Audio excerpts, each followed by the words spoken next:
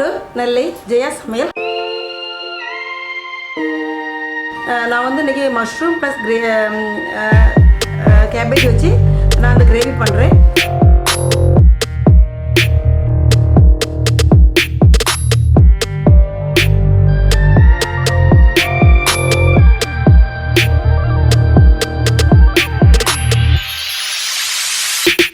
இன்றைக்கி நம்ம சேனலில் வந்து ரோட்டோர கடைகளெல்லாம் நம்ம வந்து ஃபாஸ்ட் ஃபுட் கடை அந்த மாதிரி ரோட்டோர கடைகளெல்லாம் இந்த மஷ்ரூம் கிரேவி ஒன்று நம்மளுக்கு தருவாங்க. அது ரொம்ப பிடிக்கும், குழந்தைங்களுக்குலாம் ரொம்ப பிடிக்கும், எங்கள் வீட்டு பசங்களுக்குலாம் அது ரொம்ப பிடிக்கும்.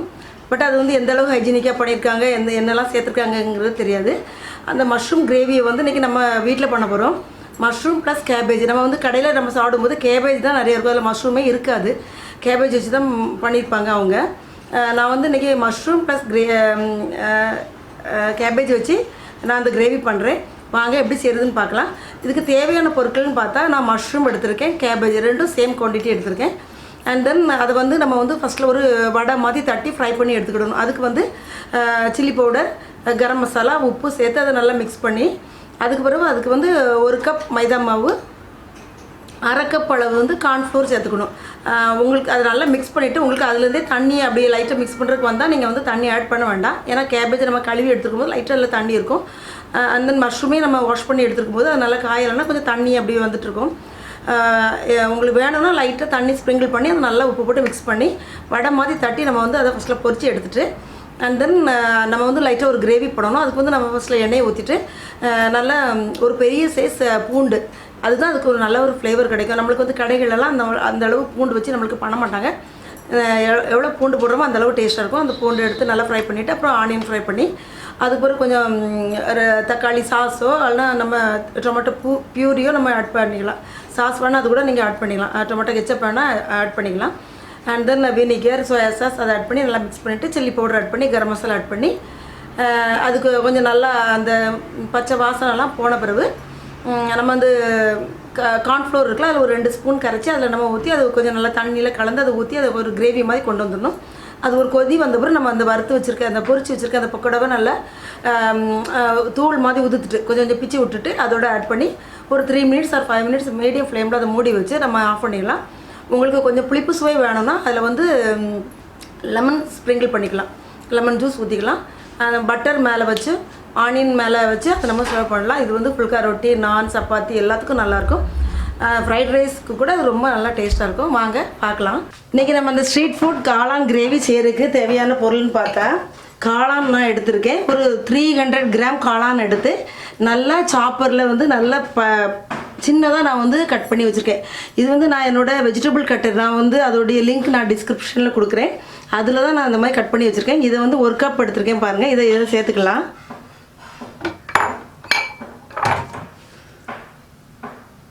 அதே அளவோட கொஞ்சம் கம்மியாக வந்து நான் கேபேஜ் எடுத்திருக்கேன், முட்டைக்கோஸ். அந்த நம்ம ரோட்டு கடையிலலாம் நம்ம வாங்குகிற அந்த காளான் கிரேவியில் வந்து காளான் நிறைய இருக்காது, முட்டைக்கோஸ் தான் நிறைய சேர்த்துருப்பாங்க. பட் நம்ம இன்றைக்கி வீட்டில் செய்கிறதுனால காளான் நிறைய சேர்த்துருக்கேன். அது வந்து ரொம்ப நல்லாயிருக்கும் டேஸ்ட்டு. அதை விட கொஞ்சம் கம்மியான அளவில் முட்டைக்கோஸ், இதையும் அந்த வெஜிடபிள் சாப்பரில் தான் நான் கட் பண்ணியிருக்கேன். நல்லா சின்னதாக சாப் பண்ணியிருக்கேன். இதில் 1 கப் சேர்த்துக்கலாம். இதுக்கு தேவையான அளவு உப்பு சேர்த்துக்கலாம். காரத்திற்கு 1 ஸ்பூன் மிளகாத்தூள் சேர்த்துக்கலாம். உங்களுக்கு காரம் கொஞ்சம் அதிகமாக வேணுன்னா கூட கொஞ்சம் நீங்கள் சேர்த்துக்கலாம். கலருக்காக 1 ஸ்பூன் காஷ்மீரி சில்லி பவுடர் சேர்த்துருக்கேன். இது ஆப்ஷன் தான், உங்களுக்கு அது இல்லைன்னா நீங்கள் வந்து நார்மல் சில்லி பவுடரை நீங்கள் வந்து உங்களுக்கு காரத்துக்கு தக்க நீங்கள் சேர்த்துக்கோங்க. 1 ஸ்பூன் இஞ்சி பூண்டு விழுது சேர்த்துக்கிறேன். இதை வந்து நம்ம நல்லா மிக்ஸ் பண்ணி வச்சுக்கிடுவோம். ஃபஸ்ட்டில்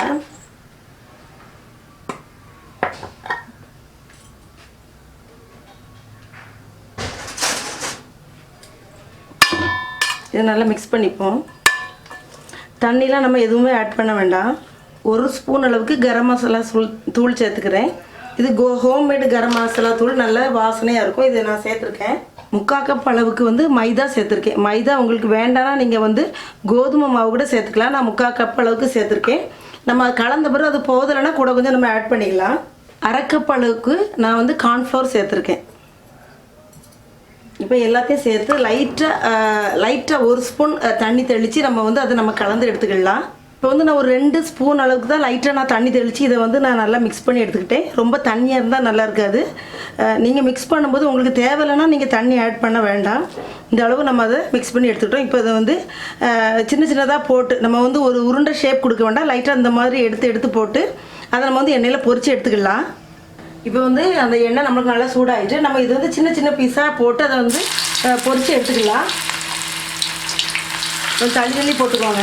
அப்புறம் நம்ம வந்து பொரித்து எடுத்துகிட்டு நம்ம வந்து அதை வந்து லைட்டாக க்ரஷ் பண்ணி தான் நம்ம வந்து அந்த கிரேவியோடு நம்ம சேர்க்கணும். ஃப்ளேமை மீடியமாக வச்சுக்கோங்க.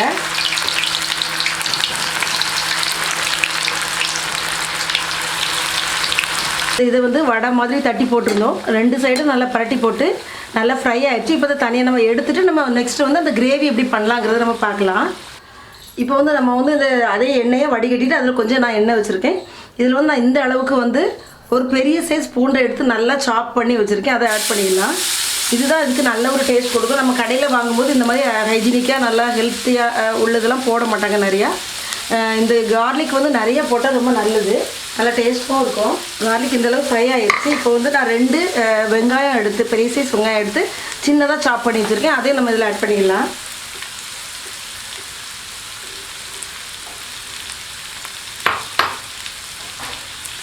இதுவும் நல்லா வந்து நல்லா டிரான்ஸ்பரண்டாக ஃப்ரை ஆகட்டும். ரொம்ப கோல்டன் ப்ரௌன் வேண்டாம்.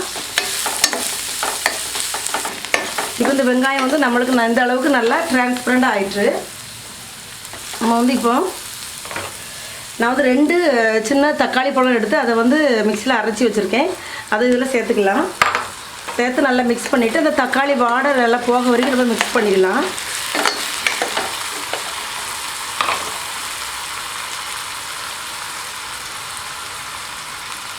அதோட 1 ஸ்பூன் அளவு காஷ்மீரி சில்லி பவுடர் சேர்த்துருக்கேன். ஏன்னா இது கொஞ்சம் நல்லா கலர் கொடுக்கும், அதுக்காக தான். நான் வந்து ஃபுட் கலர் எதுவும் ஆட் பண்ணலை. கடைகளெல்லாம் நல்லா அந்த ஃபுட் கலர் நிறைய ஆட் பண்ணுவாங்க. அது வந்து வயிற்றுக்கு ரொம்ப நல்லது கிடையாது. அது அண்டு அஜினோமோட்டோ இதெல்லாம் ஆட் பண்ணுவாங்க. ஸோ அதனால் அந்த ஃப்ளேவர் கொஞ்சம் வித்தியாசமாக இருக்கும். இது நம்ம கொஞ்சம் நம்ம ஹெல்த்து பார்த்து நம்ம பண்ணுறதுனால கொஞ்சம் அதெல்லாம் அவாய்ட் பண்ணி நம்ம பண்ணுறோம். காரத்துக்கு சிறிதளவு மிளகாய் தூள் ஆட் பண்ணிவிட்டு உங்களுக்கு எவ்வளோ காரம் வேணுமோ அதை தக்க நீங்கள் ஆட் பண்ணிக்கோங்க. இதையும் நல்லா கலந்து விட்டுக்கோங்க. அந்த தக்காளியோடு அந்த மசாலாவும் சேர்ந்து நல்லா அது வேகட்டும். இப்போ தக்காளி கொஞ்சம் நம்மளுக்கு அந்த எண்ணெயிலே நல்லா ஃப்ரை ஆகி கொஞ்சம் வாசனை போயிருக்கு. நான் 1 ஸ்பூன் அளவுக்கு வினிகர் ஊற்றிக்கிறேன். 1 ஸ்பூன் அளவு சோயா சாஸ். நம்ம இதெல்லாம் ஊற்றுறதுனால நீங்கள் வந்து உப்பு கொஞ்சம் பார்த்து போட்டுக்கோங்க. இதிலெல்லாம் கொஞ்சம் உப்பு இருக்கிறதுனால கொஞ்சம் அதை பார்த்து போட்டுக்கோங்க. நல்லா கலந்து விட்டுக்கோங்க.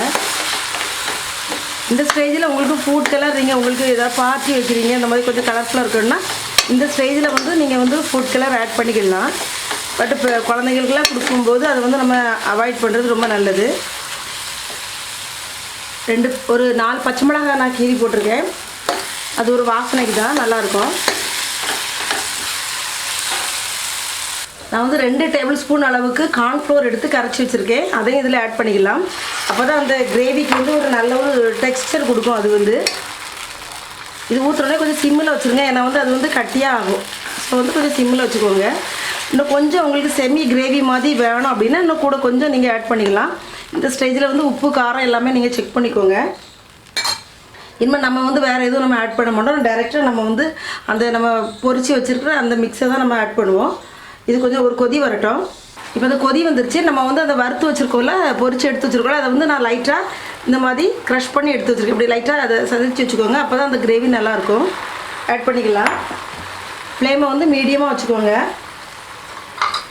இதை நல்லா கலந்து விட்டுக்கோங்க. இது வந்து அந்த அந்த கிரேவியில் வந்து நல்லா அப்படியே நல்லா மிக்ஸ் ஆகி அப்படியே ஊறிடும்.